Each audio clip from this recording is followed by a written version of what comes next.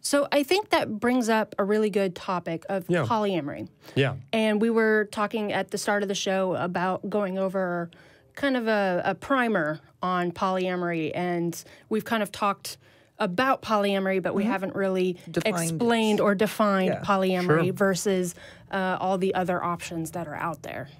And I think that word option is the most beautiful and important thing. If there's anything that the polyamory movement, if we want to call it that, the, you know, recent birth of interest. The opening of the community. Yeah, it is the idea that people have the right and responsibility, I think, to negotiate their own relationships and to go into any relationship, whether it's with your barista or your partner or your husband or whomever, with the right and opportunity to discuss and not feel like you just have to take a boilerplate contract with every relationship that you're in. And you have your options. Yeah. With that, would you like to help define some of these terms?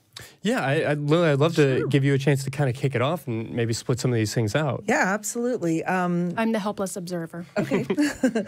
So I know very often when I tell somebody that I'm polyamorous, I can see on their face that they've got some idea of what it is, and it's a wrong idea. This happened to me at work today. Ooh. New teammate. And I said something about one of my boyfriends, blah, blah, blah. And he said, wait, what? One of your boyfriends? I'm like, yeah, I'm poly. And he kind of went, oh. And there was this look on his face that I know what he heard was, I'm a big slut. Which is also true. I mean, separate issue. Completely separate issue. You can be a slut, no slut shaming here. Absolutely. I'm a very happy slut. No problem with that. That's not the issue, though. What he heard was this is a person who has non-committed relationships and lots of them and is flitting around, and that's absolutely not true. Right. Not that I don't get up to a fair amount of shenanigans. I do. But what I'm actually seeking is these deeply connected, committed relationships with a lot of heart. And for me, that's my style of poly. And there's all these different styles of non-monogamy. So the big umbrella term is non-monogamy or consensual non-monogamy, because there's non-consensual non-monogamy. There is. And that's called cheating. Right. And that is what gets, I think, gives every other option of consensual non-monogamy a bad rap. It can, absolutely. So consensual non-monogamy is everybody knows what's going on, and there's some choice about opting in or opting out of being in a non-monogamous relationship. But then under that umbrella, there are so many different shades of that. There's swinging, which most of the time looks like a committed couple, usually married, usually a heterosexual married couple like that. And they've decided that they would like to open up their sexual expression so that it's more than just the two of them. So sometimes that's just party-based swinging. Sometimes it's more of like an ongoing partnership kind of a thing. But regardless, the main focus there is that the couple is the primary. And anything else that happens is secondary to the life of the couple. Yeah, so it's hierarchical in that way, but there's also a huge emphasis on this is just sex. Right. This is love and sex and partnership and marriage and whatever marriage might entail for you. Whereas in swinging, generally anything outside of the marriage is going to be limited to just that type of physical interaction. Exactly. So in swinger land, and I'm not a swinger, I've played around the edges of swinger land enough to observe a bit. There's some bordering territory and some contested neutral ground. Yes, exactly. But in swinger land, the big taboo is developing feelings for a sex partner. Because have all the sex you like, get as nasty as you like, get all up in there, but don't you dare have feelings for this person, because the feelings are reserved for your partner in marriage. Your significant other. Exactly. Yeah. So that's swinger land. And then there's open relationships in which two people have a committed relationship. and they are allowed to have sexual expression outside of that marriage, but it's not quite swinger land. It's more just that sometimes you'll see it as a don't ask, don't tell kind of a policy. Very often that's in the case where there's a very big mismatch of libido, and that's actually a pretty good use for that. Yeah.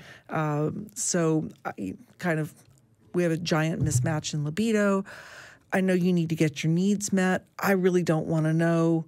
Just what you be do discreet. With who. Right. That would be a don't ask, don't tell, open relationship.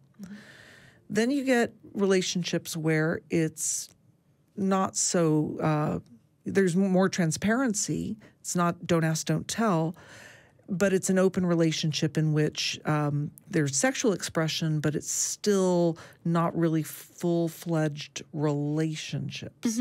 Then you get polyamory. You're allowed to maybe have like a crush. You're allowed to like entertain a relationship. But if it starts to hit certain milestones, depending on how secure the relationship is or what the guidelines are, people start to get a little nervous.